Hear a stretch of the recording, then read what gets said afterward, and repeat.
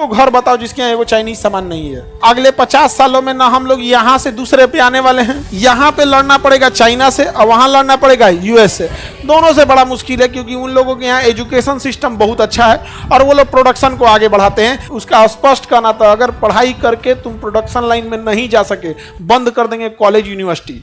मार देता है वहाँ पे गोली, यहाँ पे किसी को उसके यहाँ उसका कोई बात नहीं काट सकता था।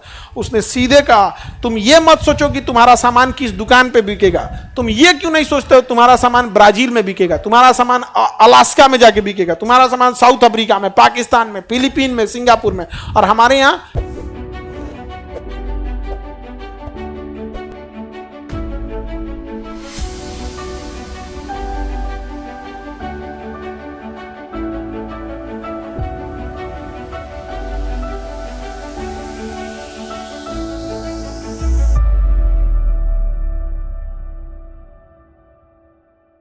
हम लोग रियल जीडीपी के मामले में कितने नंबर पे, और पीपीपी के मामले में ना हम लोग पिछले अगले 50 सालों में ना हम लोग यहाँ से दूसरे पे आने वाले हैं, ना अगले 50 साल में यहाँ से हम लोग दूसरे मतलब तीसरे पे तो यहाँ आ जाएंगे हम लोग, तो तीसरे दोनों जगह पे हम लोग को दूसरे में जाने में प्रॉब्लम क्या आएगा, यहाँ पे लड़ना पड़ेगा चाइना से और वहाँ लड़ना पड़ेगा यूएस से।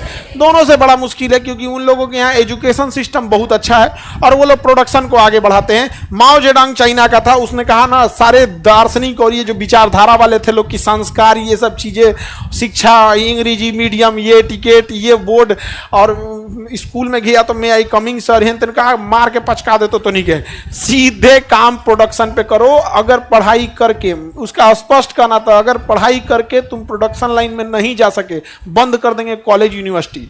हम लोग जो चिल्लाते हैं लोग ना बंद करें, माओ जेडोंग ने मार देता है वहाँ पे गोली, यहाँ पे किसी को उसके यहाँ उसका कोई बात नहीं काट सकता था।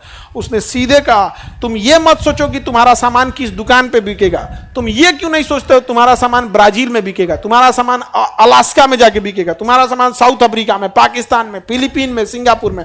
और हमारे यहाँ दुकानदार लिखता है बढ़िया समोसे की दुकान है ना तो लिखेगा हमारी कोई ब्रांच नहीं है।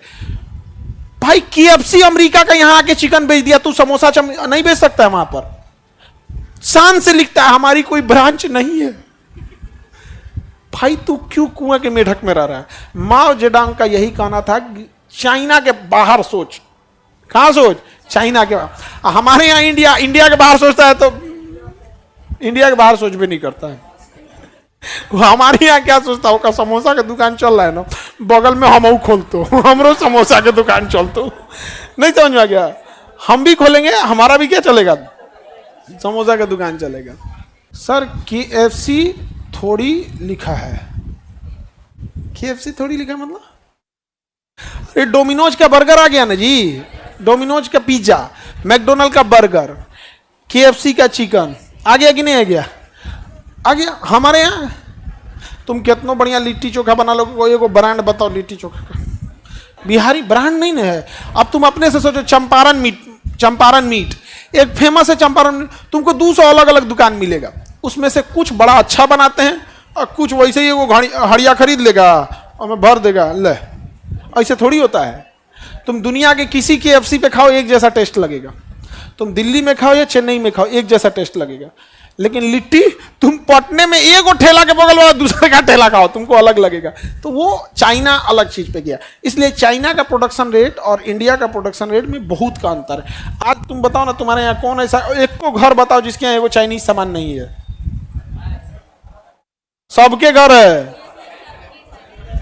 अरे रक्षाबंधन में कोनो चाइनीज राखी लेके आ गई, समझ जाओ चाइनीज भोजन खिलाएंगे तब। चाउमीन वो तो फास्ट फूड है, चाइना का main course. Chowmein, burger, momo ये तो उसका स्टार्टर है, चाइना वाला जो मेन खाते हैं सब। नहीं तो चाइनीज राखी कोई नहीं लेके आएगी।